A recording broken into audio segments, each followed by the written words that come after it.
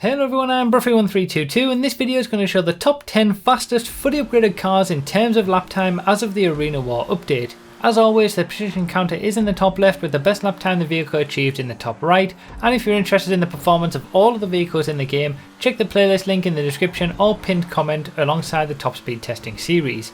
And if you want to know more information about this testing, including the extent to which it's accurate and how useful it is for you personally, have a read of the full description as everything that you need is in there.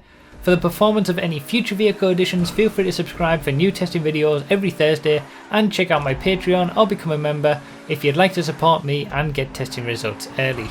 So, we're doing a list basically for 2019 to go over some different specific classifications of vehicles and kind of culminate together some of the updates and DLC vehicles that we've got, like the Divest 8 here for example. This is now the 8th quickest vehicle in the game overall, and when it comes to lap time, apart from obviously 10th place as we saw with the Pariah, the top 10 are all supercars. So essentially what this video is a sort of update of the 9 quickest supercars in the game in terms of lap time in order.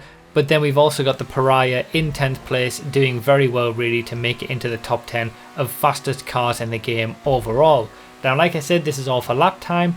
The Autarch here is the first one to get under the 1 minute lap time barrier. We saw the Divest 8, the Tempesta and the Pariah just over that 1 minute barrier, and we're going to get much quicker than this as well because we got a few very interesting cars to go through. So yeah, when it comes to these 2019 videos, you know, as the playlist has all of the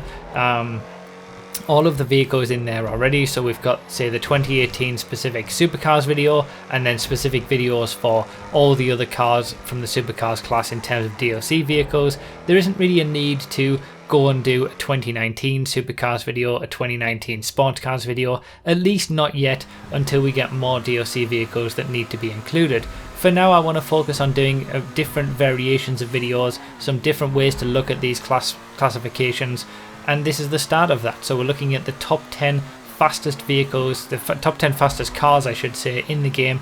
If you want to see the absolute top 10 fastest vehicles, then you're going to be having to look at the planes videos. We've also done helicopters, boats, motorbikes, every single vehicle in the entire game. That's over nearly 550 vehicles I have tested for both lap time and top speed now, so they're all in the playlist. So the RE7B was in 5th place as we saw, and then we've got the Rocket Voltic in 4th place.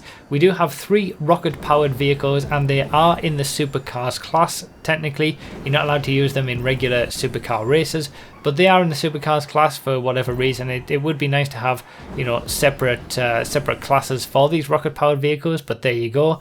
And then into the top 3 we've got the Wagner, pretty much showcasing how quick it is that it's quicker than a rocket powered vehicle. You know, a 59.1 is the quickest lap time that we're going to get from a non-rocket powered vehicle. So the Wagner is hands down the #1 quickest supercar in the game and the #1 quickest car in the game, if you're not including any cars that have big huge rockets on the back of them. For regular cars in the entire game, the Wagner is the absolute quickest, because it's got incredible downforce, great acceleration, great traction in the corners.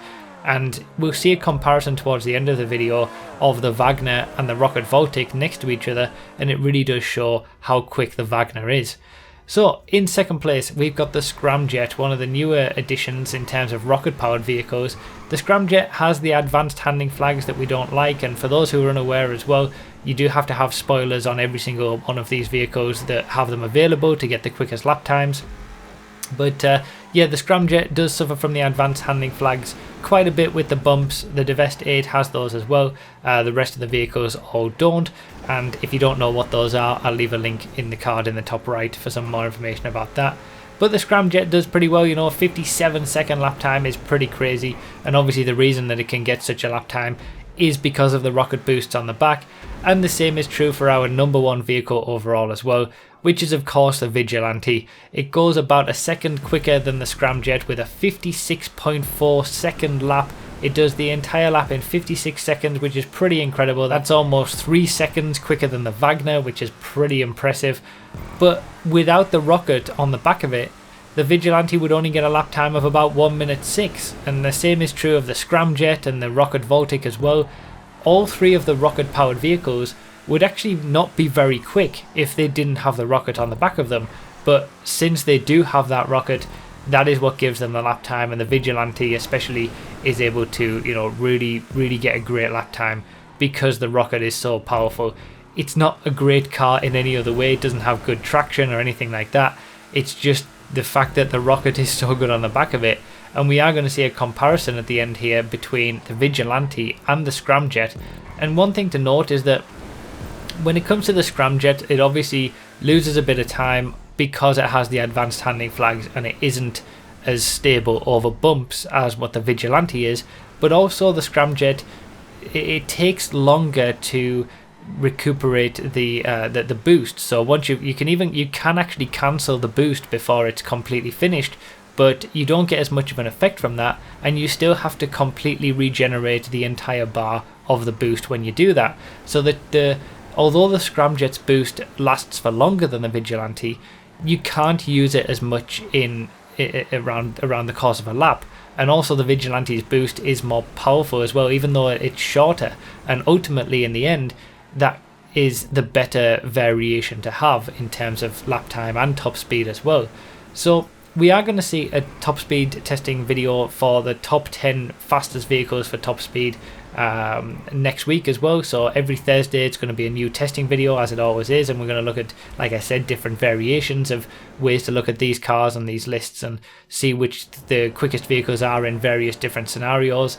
And the top speed testing video is going to be more interesting than this one is. There's certainly a lot more different classes of vehicles. It's not just, you know, that like with this one the Pariah was in 10th place and then the rest of the list was basically just the list for supercars, whereas the top speed testing video for the top 10 cars in the game is certainly a lot different. So this is it, you know, these are the top 10 quickest cars, I should say, not vehicles. These are the top 10 quickest cars in the entire game in terms of lap time, and for the majority of this top 10 list to be under the 1 minute mark is pretty incredible. And you can kind of see from this comparison how good the Wagner is, that it can beat something like a Rocket Voltic. The Rocket Voltic really only gains on the, you know, the back straight and the moments where it can actually utilize that rocket. The Wagner is just quick everywhere. So yeah, I hope you enjoyed this video and this roundup of the top 10 quickest cars in the entire game in terms of lap time. Like I said, we're going to have top speed testing next week, and then plenty more testing videos every single Thursday as well. So that's pretty much it for this video. Remember to read the description for more info, comment with your thoughts, like the video if you enjoyed or found it helpful, subscribe for more, and consider supporting on Patreon or becoming a member on YouTube. Thank you all so much for watching, I really do appreciate it, and I'll see you next time.